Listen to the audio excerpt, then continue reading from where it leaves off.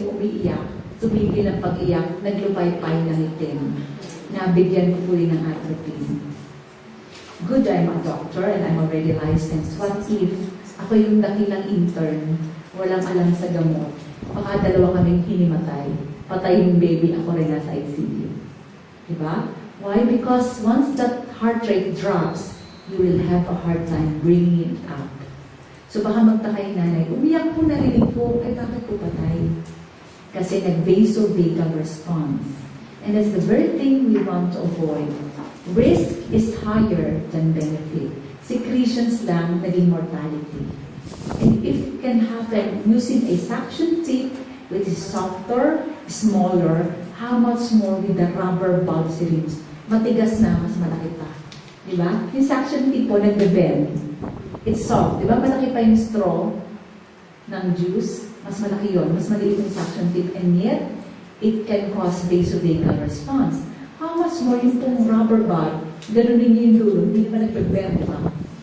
Pag tinutok niyo po yung sa throat na padol-roll, then it can cause decrease in heart rate. Eventually, mag-i-stop po. Cardiac standstill. Yung biglang tigil ng tipok ng puso, yung po mahirap agatan. Sa matanda, ang tawag natin doon, atake sa puso. Sa bata, of course, we don't label it as such kasi it does not fit the age. But it has the same mechanism. Okay?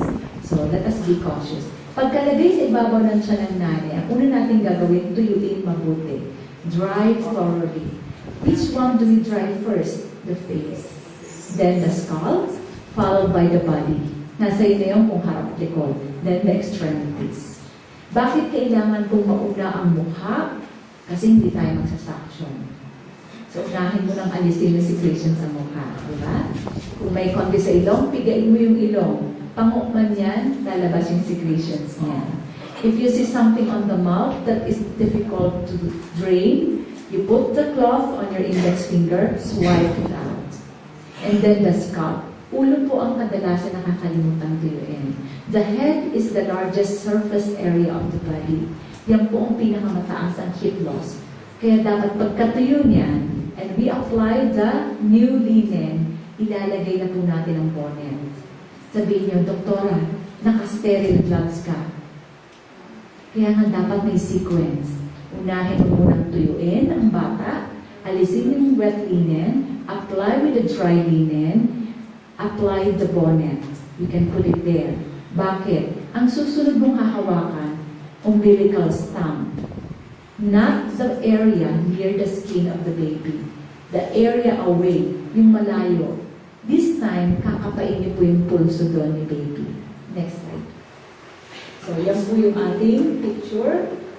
Si baby nakadapa, tinuto yung mamote. Next, please.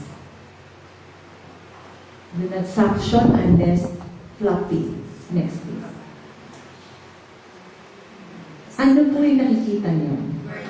Anong kailangan sa vernix? Pagpainit yan ang ating karaniwang alam. Meron pa po siyang isang function. Protection sa infection. Ano yung bacteria ang pinaprotektahan siya? Bacteria ng puerta. E. coli and group B strep. Doon siya lumabas eh. No? So the baby has to be protected from that.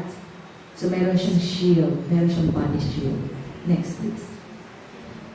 Meron tayong practice na kasabay pagkatuyo at pagkatakip ng baby. Dati-dati, di ba, pag hinawakan mo yung puso sabay puto, napansin niyo, hindi ko pa sinasabi, sabi ko lang hawakan niyo yung pulso. Wala pa tayong gagawin doon. Because, ano sabi ni Dr. kahapon, we wait for cord pulsation to stop. So, pwede mo pang gawin yung ibang mong ginagawa, which is labeling the baby. When we label the baby before, saan po natin nilalagay identification sign? Sa wrist. This time, it has to be anklet. Para po hindi memehen ni baby. Sinisip-sip niya yung kanyang tongue, tinitikman niya kung nakakain yun. No? Si babies are very explorative. They try anything. Kahit nga anong ilapit mo sa mouth niya, sisip-sipin niya. Kahit yan ay ballpen, puwet ng katabi niyang baby. Paanong katabi niyang baby, sinisip-sip niya. No, it doesn't distinguish things or objects around. Lagyan niyo yan ng kahit anong object, titikman niya. So we avoid contaminating the baby any further. So ilagay na natin away from the baby's mouth. Para ang sisipsipin lang niya, kamay niya. Okay lang yun. Kanya yun. Okay? Next please. So just to emphasize, napapansin niyo po, kaya ko ulit pinakita yung picture, pag ang baby po inilagay sa mother's skin to skin, no? Hindi po inilalagay yung linen sa pagitan ng balat. Before, we put the baby on the mother's chest. Anong itsura ng baby? Lumpia. Nakabalot sa linen, nakaganyan, tapos papatong yung baby, gaganyan-ganyan no? Kasi tinali mo. This time, you are not going to wrap the baby like a lumpia. You let that baby embrace the mother. Kaya nga po ang tawag unang yakap. Let that baby embrace the mother's skin directly. Mahalaga po yung direct. Other than the colonization, the direct skin-to-skin will allow thermal synchrony to take place. Ano yung thermal synchrony? Kung sa sayaw, may tempo at tugtog dapat ugma. Sa nanay, ang temperature ng nanay dapat umugma sa temperature ni baby. And that's the beauty of nature. The mother's skin will change according to the temperature of the baby. Kung ang bata po ay nilalamig, mas iinit ang katawan ni nanay automatically. Ang tanong nga doon, kung tatay kaya yun, ibang nanay, mag-a-adjust kaya? That we haven't checked. No? Sure ako, nanay niya mag-a-adjust siya. Kasi yun po ang pinag-aralan namin. No? In-study po yan, oras-oras tinitingnan. If the baby is warm already, the mother's temperature will drop accordingly. Nakita po ba kayo ng incubator ng automatic? Wala, di ba? Oven toaster na nga, susulog pa yung tinapay, ikaw na yung nag-set. Kasi hindi siya titigil kung totoo na yung kanyang niluluto. Ganun din po ang warmer.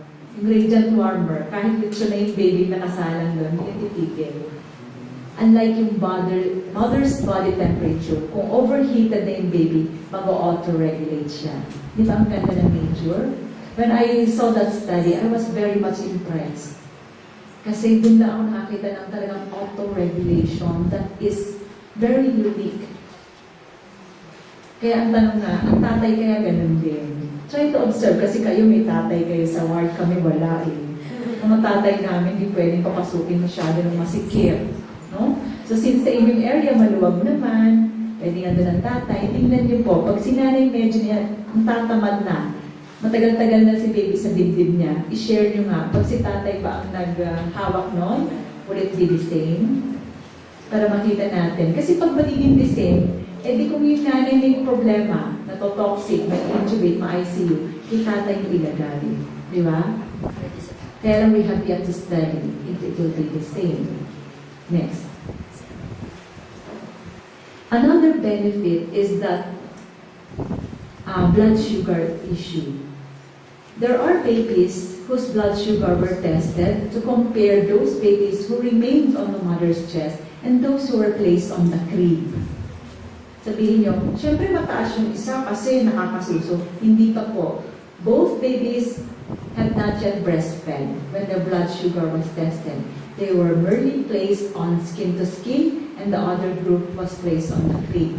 Mas mataas po ang blood sugar ng mga babies na nasa mother's skin. So meron pang isang factor. May autoregulatory stimulation din na ginagawa si nanay. By what mechanism that we don't know. Basta nangyayari. Another mechanism, yung pong kamay, napansin nyo, pinalagyan ko ng bonnet. Pero hindi ko sinabing lagyan nyo ng mittens. Diba? Bakit? Kasi po yung kamay na yun, may roll. Yung kamay ni baby, dapat dumampi sa dibdib ni nanay. Hawakan niyang papaganyan. Kaya wag itatali pa ganun. Yung kamay na yun may silbi. Those hands, if you let it touch the mother's breast, will stimulate hormonal production on the mother to increase oxytocin. So, hindi gudugugin si nanay. So, hindi na kayo yung mag-nipple stimulation. Di ba kayo nakikidot-dot? Kayo yung nag-stimulate ng nipple ni mommy make the uterus contract. This time, let that baby pass the mother